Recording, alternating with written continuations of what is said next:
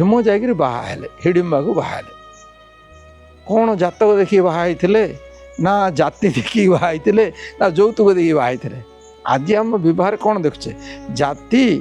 यौतुक आउ जातक ए तीन टा देखा तीन टा जोरे बर्तमान चलती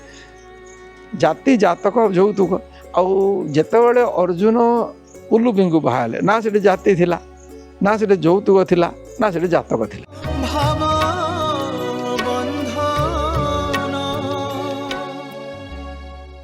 स्वामीजी नमस्ते। वर्तमान आमे देखुचु बहुत जगह अन्य जाति बाहागर होउची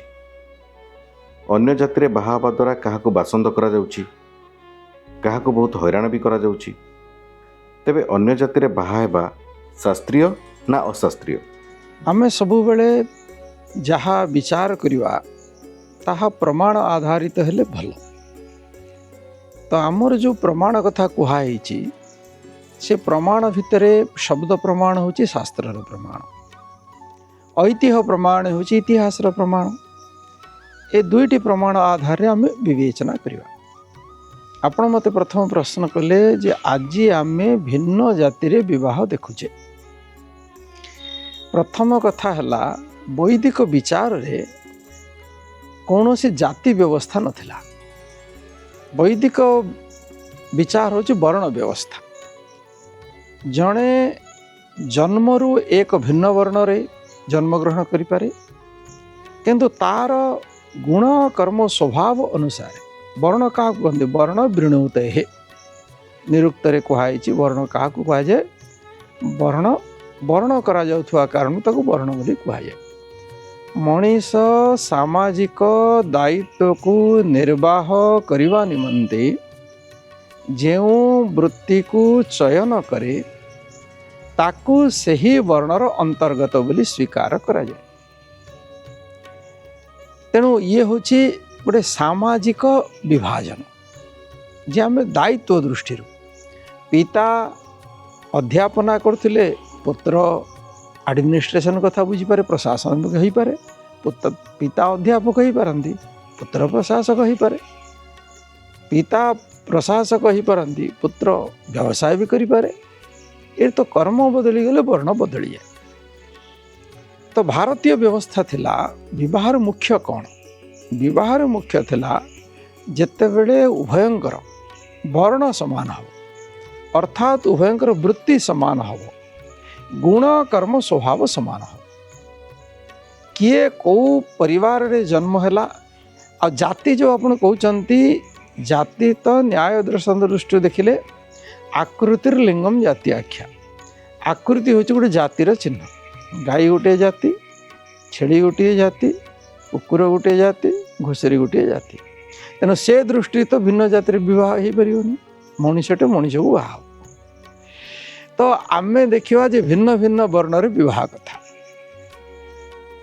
तो शास्त्र आगुरी कौन कहला एक निर्दिष्ट वृत्ति रे विवाह हेले गुण कर्म स्वभाव समान हेले पारिवारिक व्यवस्था ठीक रही। आउ जदि आप आजिर प्रचलित जाति जहाँ को आम कहूचे जो हजार हजार प्रकार रही ए प्रकार विचार को नले अतीत आज आम जो विचार करछे ब्राह्मण घर पिलाटे जन्म होता गोटे क्षत्रिय परिवार जन्म होता वैश्य परिवार जन्म होता अन्य कौन आजकल हजार हजार जाति है सी कौन भिन्न परिवार जन्म हो बाहा होटा कौन शास्त्र अच्छी। आमर प्राचीन इतिहास को जदि आम देखा महाभारत रे जो आरंभ है सेठी गोटे आमको देखाला जे पराशर जड़े ऋषि थिले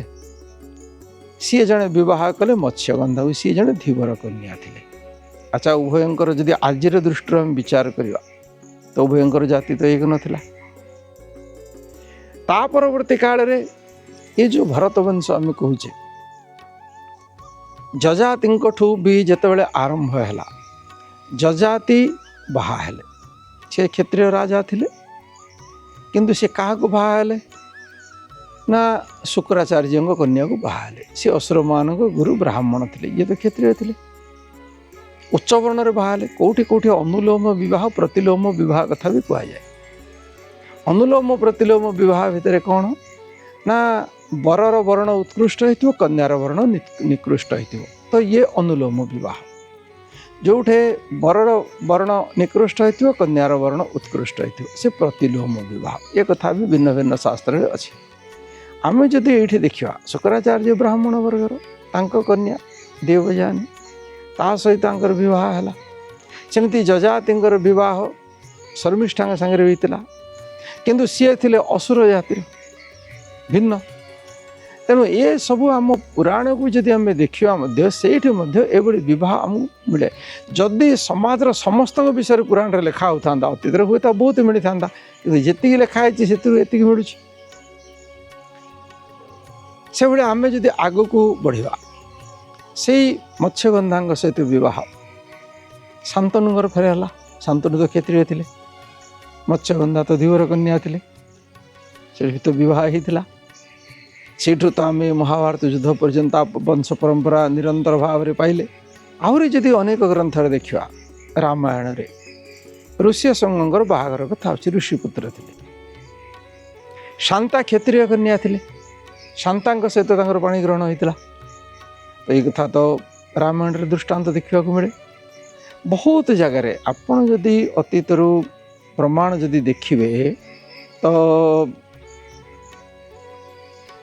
वशिष्ठंकर विवाह कथा कहवा अगस्त्यर विवाह कथा कहवा तो एमती अनेक ऋषि मान जीवन को आम देखुचे तो गाधींकर कन्या सत्यवती विवाह कथा कहवा च्यवन ऋषि विवाह कथा देखा तो ये सब जगार ये सब भिन्न भिन्न वर्ण जहाँ आम ब्राह्मण क्षत्रिय इत्यादि कहे से भितर विवाह सब होता तेणु अतीत ये दृष्टांत भी बहुत अच्छी। तेणु यह अशास्त्रीय बोली कहुपर शास्त्र वास्तविक विचार कौन शास्त्र वास्तविक विचार होइछि जेतेबेले उभयंकर गुण कर्म स्वभाव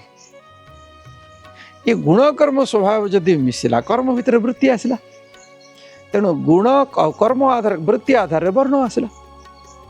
आज आम कौन करुचे आज आमर दृष्टि कौन हो जाइए जेतु आम सामाजिक विभाजन आमर अलग हो जाइए आम अन्य जाति विवाह कथा कहीं चिंता आज प्रचलित जाति भितर विवाह कहीं चिंता करने ना समस्त भितर भिन्न भिन्न प्रकार नियम हो तेणु आम अन्य वर्ण रे विवाह कले ये जो सामाजिक नियम गुड़िक ब्राह्मण वर्ण भिन्न प्रकार आज ब्राह्मण जाति अलग अच्छी तो क्षत्रिय भितर अलग अच्छे खंडायत भितर अलग अच्छे आंचलिक भितर भिन्न अच्छी आउ जी चषा लोकों भितर अलग अच्छी ये समस्त भितर अलग अलग अच्छे आज आदिवासी क्षेत्र को वनवासी क्षेत्र को जाकि देखिए कि आज आम जो अनुसूचित जाति अनुसूचित जनजाति देखुचे भितर भी प्रत्येक जाति भितर भिन्न भिन्न परंपरा सब पड़ी आस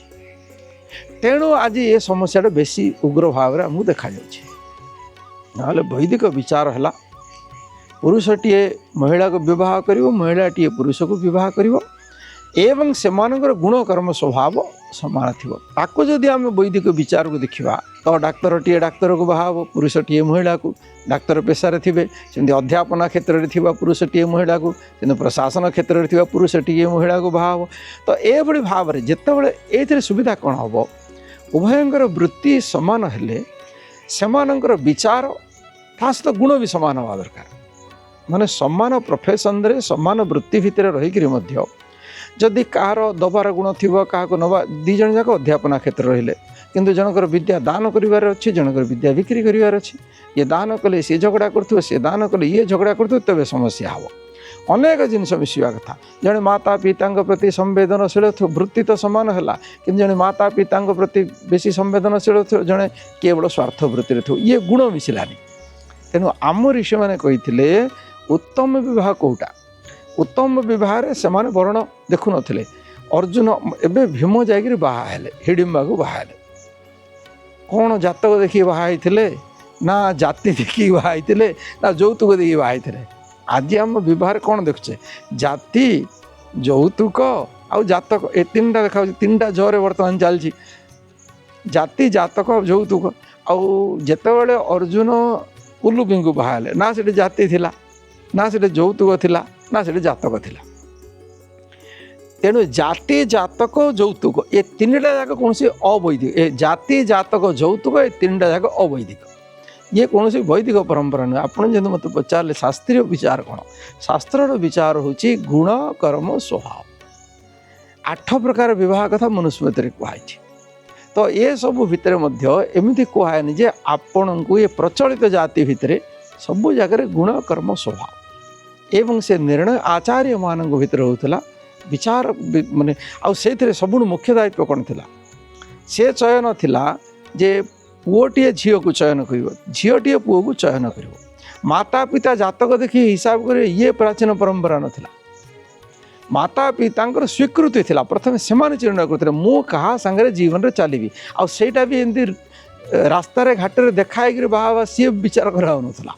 विचार आग विचार करा ये कौटे जन्म होती ना मनुस्मृति तो ये चाणक्य कहते स्त्री रत्नम दुष्कुलादपि से कहले आमे काहाठू कहा नवा अमेध्यादपि कांचनम अमेध्य भितर विष्ठा भितर कांचन पड़ते नहीं आसवा से ग्रहण करिया युक्त विषादप्यमृतम ग्राह्यम विषर भी अमृत ग्राह्य स्त्री रत्नम दुष्कुलादपि निकृष्ट कूल जन्म होते जी जन्म हो तार गुणकर्म स्वभाव जदि उत्कृष्ट अच्छी तो से बड़ी स्थान रे विवाह करवा उचित तेणु आमे जहाँ को बाहा जाऊँगी पुओटे झील को झीलटे बाहा सबुठ बड़ आवश्यकता है उभय मनीष जाति जन्म होती भिन्न जाति ना कुकुरटे मनीष को बाहाउनी कि मांकड़े मनीषटे मांकड़ को बाहाउनी आमे उभय जाक मनीष जाति बाहा होती सामाजिक व्यवस्था आम आज भिन्न भिन्न जाति करें तार आधार शास्त्रीय आधार सब वर्ण आज जो वर्ण जाति विभाजन ये कौन से शास्त्रीय विभाजन नुहे ये कौन से वैदिक विचार नुहे वेदर तो चारिटा वर्ण कथा कहुई गीतार भी चारिटा वर्ण कथा कहुई तेणु वर्ण है मुख्य जिनिस आ वर्णटा वृत्ति हुए एवं से वृत्ति भितर गुण और स्वभाव ये दुईटा मैच कर बाहर करवा कथा ये हूँ शास्त्रीय परंपरा। आपण जातक विषय जहाँ कहले जे एटा अवैदिक किंतु ज्योतिष माने जातक देखि कहउचंती एमानक राजजोटक भल नाही एटी बाहागर कले असुविधा एमानक राजजोटक भल पड़ुछि एटी बाहा हेले भल एटा पुणी केमिति नहीं मु आपन तीनोटी कथा कहली जे शास्त्र रे ना जाति जाति तो मनुष्य भितर ही आज जाति तो नथिला तेणु ये जाति जातक यौतुक एबे वास्तव में आम चिंतन करवा कथा वैदिक विचारधारा भितर जे गुणकर्म स्वभाव जिते एवं मुझे पचारुछि श्रीरामचंद्रंकर आम देखले स्वयंवर है श्रीरामचंद्र स्वयंवर रे सीता पिता राम कुंडली मिसई बाहर करथिले ना से कौन रखिते मो झीर जातक सहित जार जातक मिसिबो मु ताकू झील देवी एक कथा तो कही नथिले सी कही ये शिवधनु को जी भग्न करे मु ताकू देवी आ शिवधनु जी भग्न करे से जातक मिसार तो किसी संपर्क नहीं तेणु जातक देखी अच्छा ये तो गले गले से माने दी भाई थे जनक जहाँ कहते जी भाई थे कुशध्वज तो ये दी जनकर कन्या आंकर दीटा झील तांकर दीटा झील सब चारिटा झील थे चारिटा झील दशरथंकर चारोटी जाक पुओ को बाहर तो कहार भी तो जातक से मिसावा कथा रामायण लिखाए जदि रामायण काल रे जातक मिसेक बाहागर हो नथला कि महाभारत काल रे आपण जेतिकी स्वयंवर देखिले रुक्मिणी स्वयंवर आपण देखिले सुभद्रांकर देखिले कि द्रौपदींकर देखिले कि आ जहाँ भी जो बाहागर कथा है कि भीम हिडिंबा को कौन जातक मिसेक बाहाई ता तो ही नथिले तेणु अतीतर परंपरा रे कोठे मध्य जातक मिसेई राजजोटकर बाहागर करिवार परंपरा ही नथिला ये परंपरा बहुत परवर्ती काल रे बाहरी आपन जेत्तिकी आपण बाहा होइचंदी आपणकर महाभारत रे लिखाई कोठे मध्य उत्तर अभिमन्यु बाहागर भी तो जातक मिसेक नथिला कौन गोटे मत दृष्टांत देखेले जदि शास्त्र कोठे दृष्टांत नहीं तो आम ये सब गोटे नुआ परंपरा आरंभ करें तो यार कौन शास्त्रीय आधार नहीं तो आम चिंतन करथिले मुख्य आमर विचार आरंभ होता आज जो अंतर्जातीय विवाह बोली कहे आम न जानी कारण ताको भिन्न जाति बोली कहे एवं आम ताको भिन्न दृष्टि देखुचे सबुठ बड़ कर्म है गुण कर्म स्वभाव आपण आज जो माने निज जाति रे विवाह करुछु बोली कहउचंती गुण कर्म स्वभाव को मिसौ नाहंती दी जन को जानू नाहंती सेठे केते सुखरे अछंती एवं जोठे कौन सी प्रकार रे पुओ एवं झील सेमानकर गुणकर्म स्वभाव मिसिला बोली बाहर केते सुखरे तार गोटे स्टाटिस्टिक्स नियंतु शास्त्र सबु बेले तर्क कथा कहे शास्त्र सबुबले से कथा कहे जहाद्वारा कल्याण हम कल्याण केतबे हम कल्याण एकमात्र मापदंड ना आजिर प्रचलित जातिर मापदंड ना अथवा कौन सामान्य परिचय रूप को देखिक आप बाहब से मापदंड दीटा जाक कौन मापदंड ना शास्त्रर मापदंड हूँ गुण कर्म स्वभाव ये बह ही सुखदायक हम तेणु अतीत जिते बह कर विषय आसला पुओ एवं झी परस्पर को बुझापी से भितर कथबार्ता वाद विवाद चर्चा जीवन को लेकर सब प्रकार तेणु आजिर परिप्रेक्षी कौन करवा उचित आजिर परिप्रेक्षी जितेबले भी जी बह को चाहूँगी जड़े व्यक्ति जन को बह अनेक गुण कर आज आम जमी जाऊे मैट्रिमोनी आणुचे आणला आम विचार करवा 8 जन 10 जन क्वालिफिकेशन कि योग्यता कि हाइट कि आगे मिसला आम तो केवल से जाने तार योग्यता जीवन को लेकर विचार कौन आम जीवन में केमती बंचा चाहूचे सादा जीवन में बंचा चाहूचे कि आम गोटे प्रदर्शन जीवन में बंचा चाहूचे आमर सात्विक विचार अच्छी कि आमर राजसिक विचार अच्छी जो मैंने अंतर्जातीय विवाह यथाकथित कहते से केतबे सफल हे से सफल हे जदि उभयंकर मानसिक बौद्धिक योग्यता पाखापाखि थी जड़े आज जन को बुझीपु द्वितीय जो दी जनकर इमोशन संवेदना एवं दी जनकर दायित्वबद्धता जे उभय केते कमिटेड अच्छा दायित्ववान अच्छा जड़े विचार करूँ आम सात्विक भाव में बंचा आध्यात्मिक जीवन बंचा आम देखी चाहिए खर्च करवा कि आम आमर आजिकल जो अनेक प्रकार दुर्व्यसन अच्छे आम दुर्व्यसन रहित बंचा आउ जनकर विचार जदि थी जे बेसी प्रदर्शन भित्तिक हवा कि आम माता पिता शाशु शशुर प्रति दायित्ववान हवा नहीं आम जीवन में आध्यात्मिकता दूरे रहा केवल भोगवाद पछरे चलवा तो सी जीवन दुखमय हो तेणु सबु बेले स्वभाव निजर गुण को मिसेबे आपण जदि सात्विक विचार जाउचंदी पवित्र विचार जाउचंदी दायित्ववान होगा चाहूँगी आपण कौन विशेष क्षेत्र में रुचि अच्छी से क्षेत्र रुचि नथिबा जदि पुरुष हो कि महिला हो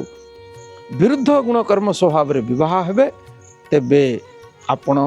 जेकोसी प्रकार आजिर प्रचलित जाति देखिक बाहा हुंतु कि आजिर प्रचलित जाति बाहर बाहा हुंतु गुण कर्म स्वभाव जदि मिसौ ना से दुखी हे तेणु आवश्यक होची सेटा आम से प्रति ध्यान दवा आ यही शास्त्रीय परंपरा।